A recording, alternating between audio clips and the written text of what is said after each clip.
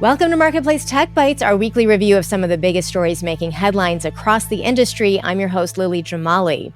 This week on the show, the EU hits Apple with a nearly $2 billion fine. A healthcare cyber attack paralyzes payments systems, and Max, the streaming service formerly known as HBO Max, joins the crackdown on password sharing.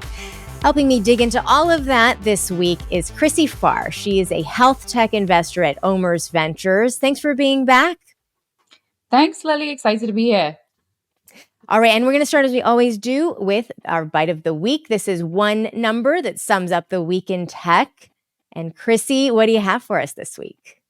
So I'm going to go with the number 12 because the 12th most valuable company in the world is no longer Tesla. It is now Novo Nordisk. The company behind drugs like Wegovy and Ozempic, which I'm sure you've heard of, because of new positive trial results that just came out around a potential oral weight loss drug. You saw Novo Nordisk shares just absolutely surge and overtake Tesla to become the 12th most valuable company in the world.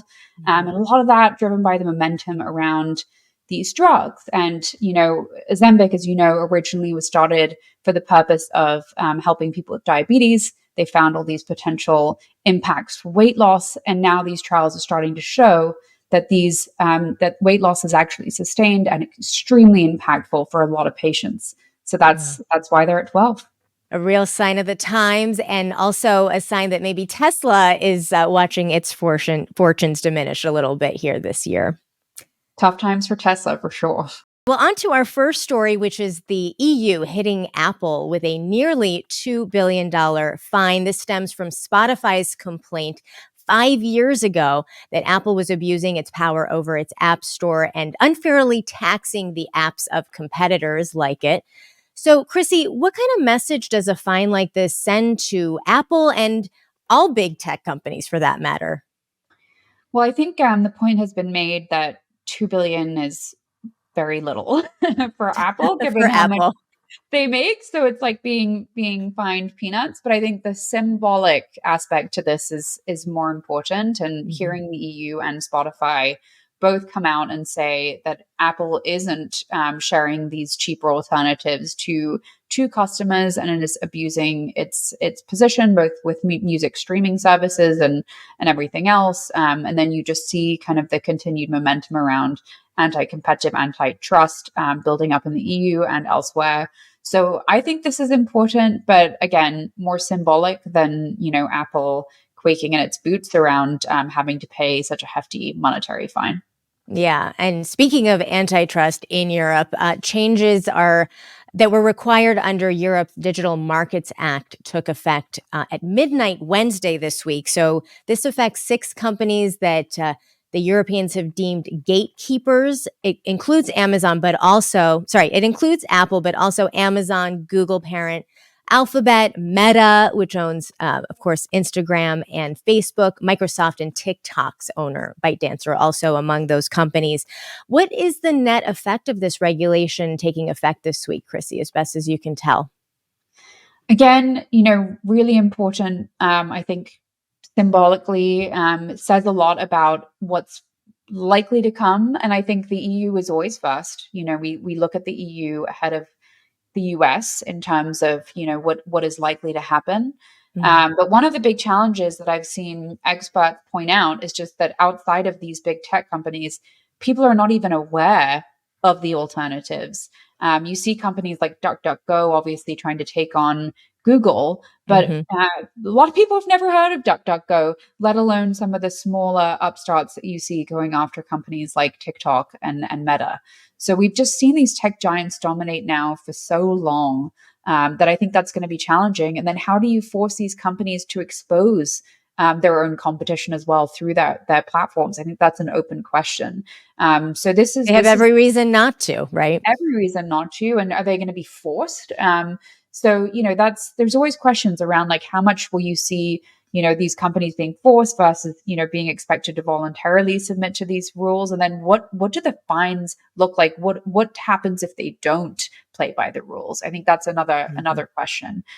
So, interesting, worth keeping an eye on.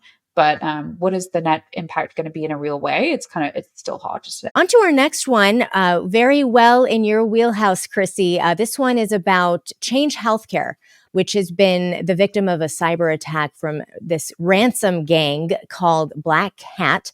This has been going on since late February. And I wonder, what is our understanding at this point of the effect that this cyber attack has had on consumers, on patients using this service? Yeah, I had one good giggle this week when a friend posted on Twitter a photo of their black cat saying, I found the culprit of this giant cyber attack. But it's been massive and, should even have been bigger news than it has been because of just the sheer number of health systems and clinics impacted by this. It's just crazy to me that, in healthcare today, Change Healthcare is processing about 50% of claims. It has a clearinghouse, and Wow.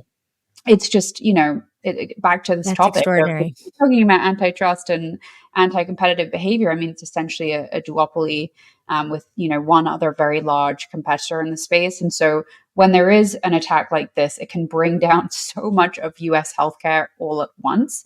And it's been leading to delays in payments and just, all sorts of issues. And hospitals can't move off of Change Healthcare because the switching cost is so high, and it could take weeks to move to an alternative company. And in that time frame, things could be fixed. I mean, Change agreed to pay the ransom, so everybody's just kind of been stuck, and it's been a really big deal. And I think if it were any other industry, if it were banking, for instance, it would have been much bigger news, and we would have been saying this is absolutely unacceptable. But because it's healthcare, we just assume that they don't have the latest technology. They're not investing in cybersecurity as they should. But I think we should be holding healthcare vendors to a much higher standard. Yes, I think this is such an important point. And in terms of, impacts on patients, we're also talking about, this touches drug deliveries and payment systems. So much is touched by this. I was just thinking about Change Health. I hadn't heard of it, Change Healthcare. It is owned by a company I have heard of, which is United Health. And I wondered if that maybe had something to do with why this news hasn't penetrated more. Can you talk a little bit about just how interconnected these healthcare payment systems are? What are we learning about that because of this cyber attack? Yes, great point. United Healthcare, biggest healthcare company in America. They do own Change Healthcare, and that's been part of this wave of just consolidation that you've seen over the past few decades. You wouldn't expect that health insurance company would be responsible for what is essentially RevCycle, which is what Change Healthcare is, but they are. And what we've seen in the industry is just a lot of movement away from on-premise solutions and towards the cloud. And what that's brought with it is some positive things, but also some negative, which is just that it has opened up so many of these companies to cybersecurity issues. And healthcare is a massive target. You can buy somebody's credit card information online for $1, but for $1,000, you can buy somebody's medical record. So we're talking highly sensitive information that hackers are desperately wanting, and right now there just isn't that defense that there should be against these hacks. So that's why this keeps happening. We're seeing one after another, and healthcare is one of the worst industries right now for these cybersecurity attacks. So, much longer discussion that we should be having, and an important one. How do we protect people's healthcare information? And that is, I think, something that vendors should be answering right now, and should be really kind of under the gun and under fire to do something about. Yeah, the other thing too is the federal government advises companies to never pay the ransom that's being asked by these different groups. That's my understanding anyway. Do we know what the implications are of what is so far, to my understanding, a $22 million payment? So at this point, that's how much Change Healthcare has paid at this point. Well, it just goes to show that, hackers, by targeting healthcare systems, not only can they just, by picking a vendor like this, immediately cripple so much of our healthcare infrastructure literally overnight, which is what happened, but they can keep it going for what has now been days. And because of that, I mean, I think there's just desperation. So, not only are you able to kind of pick up millions of dollars that in ransoms that are essentially being now in healthcare, people are just paying it. But Mhm. you're also accessing this highly sensitive information that, like I said, is very lucrative. And on the dark web, you can command big dollar amounts for people's health information, because you can use that to, triangulate, and find out very sensitive things about people, and potentially even access their financial accounts.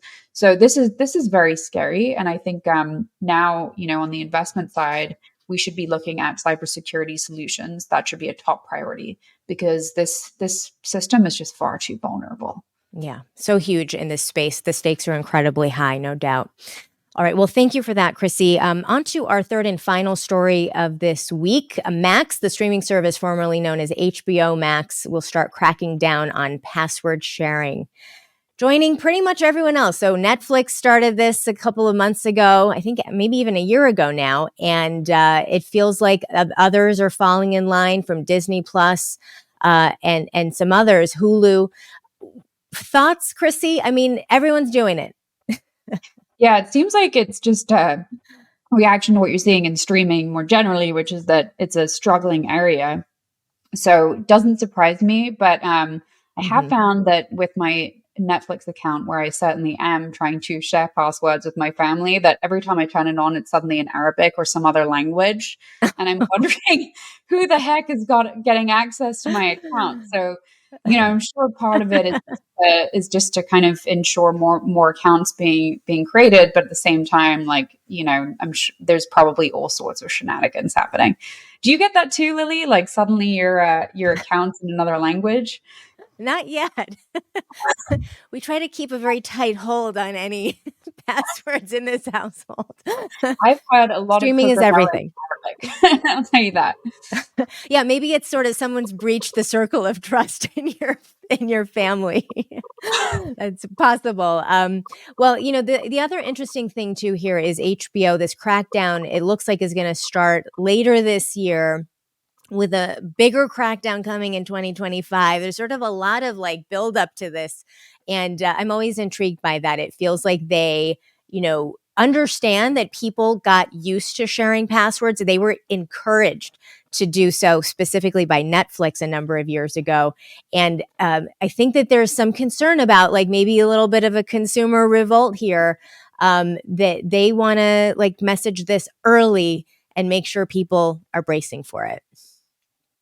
Yeah, I think the one very interesting thing that could come out of this too is how does this impact the algorithm? Because I can see my own Mm. accounts are very confused, because on the one hand you have me watching a lot of rom-coms, and then my husband with his political dramas, and the kids with their cocoa melon. And I think I've just totally messed the algorithm up. It has no idea what to show me anymore.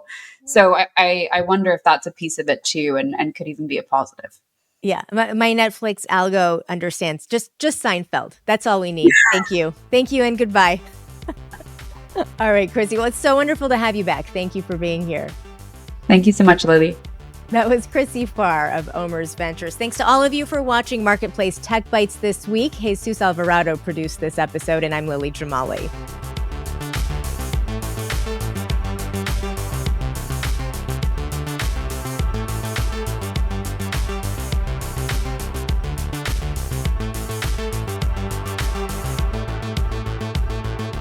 This is 8 p.m.